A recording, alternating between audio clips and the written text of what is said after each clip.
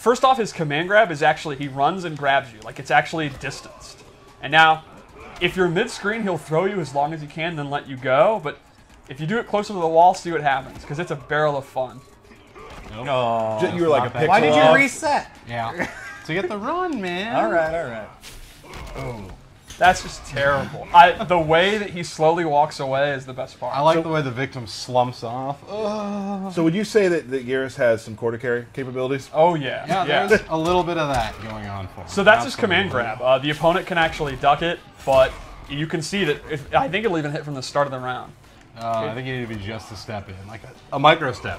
Yeah. So his other kind of typical special move is his big fist, his big sand fist.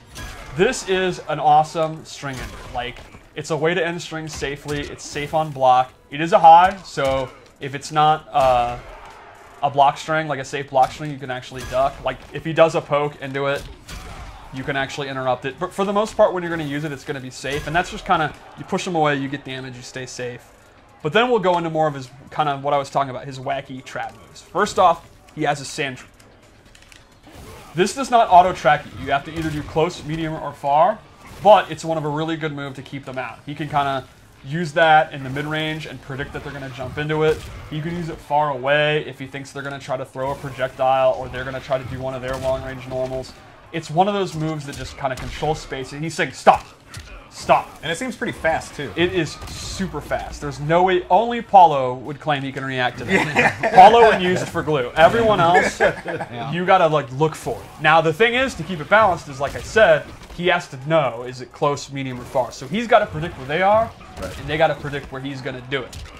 Another good space control move is his actual time stop, where he will actually... One of my favorite moves right now for the characters that we've revealed. It's extremely clever. So from about mid-range, he can do this, and it has like the hitbox like an aura around him, and the opponent is totally frozen and does not react to anything until it's out, but they will take the damage.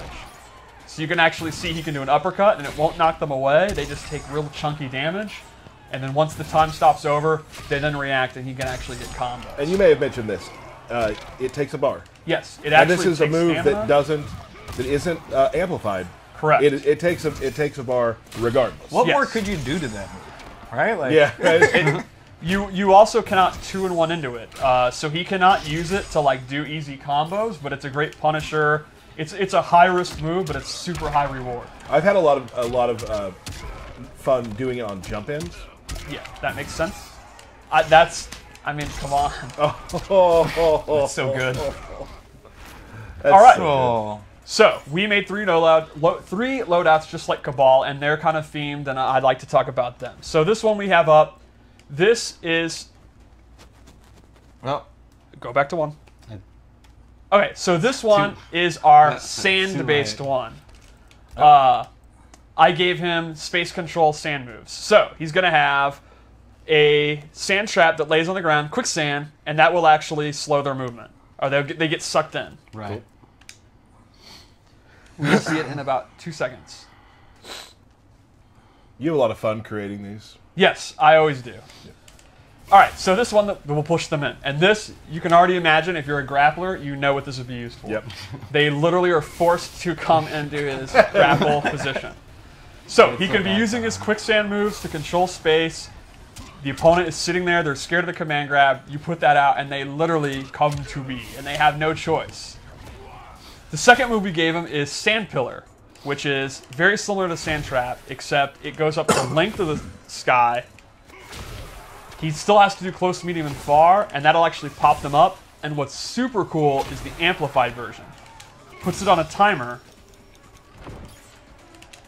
You can actually see the hourglass. There you go. And when that's up, the pillar comes out. So the idea here is put the hourglass out, then you do his other moves, and the opponent, if they dare to go in, that delayed thing's going to pop them up. They're always worried that that's going to happen. Yeah, so that is an awesome space control one. And the final one we gave him here is, his sand trap changes, and it's actually projectile immune when he's doing it. So you do the normal sand trap. Oh, that's actually another. That's a different. What is the one in this then? I honestly don't remember. This might be it for this loadout. Is that 3 moves? No, that was just 2. Yeah, what are we forgetting? I don't know. It's my first day. Yeah, it's his first day on It's the my job, first Steve. day, man. All right, that's brutal. Moving on. Moving on. Can we edit that? No, we're live. Do it live. Okay. Wait, all right. fix it in post. Wait, this is live? Yeah. Oh, that's unfortunate. Moving on. All right, we have 5 seconds to think of it. What was it? The one with the sand. Yeah. What's the third sand move? Moving on to Time to 2. turn All right, back time. two. We cannot turn back Yeah, time. we cannot. I really wish I was Geras right now. Yeah, would be nice. All right, so turn back time. This is only going to have one ability because it's a 3-slot ability because it is the coolest, most OD, OP move in the history of fighting games. I love this move. He actually can bank the last 4 seconds and completely rewind time. That's awesome. So, here is the classic example. Let's say he screws up and he whiffs his command grab and he's sitting there, oh no! If the opponent goes to punish it, he can actually reverse time while he's in a hit reaction. That's awesome. Like if Sub-Zero is actually doing like 2-1-2 to him, he can rewind. I would point out that if you watch in the left side there, this one is a little different than most moves. This actually takes 100% of his defensive stamina to do. Yes, that's seems pretty powerful. Yeah, It's very so powerful. You but, get yeah. access to literally the most game-changing move ever made, but there are a lot of caveats, and you're going to have to think about that. You cannot use any other ability if you use this. So, and there are some that are also 2 slots. So, if you want to play a very safe Geras that's going to be super conservative, and you're going to use this to erase mistakes, you're giving up a lot to do it. But it is very, very strong, and I think that's one of the cool things about the variation system.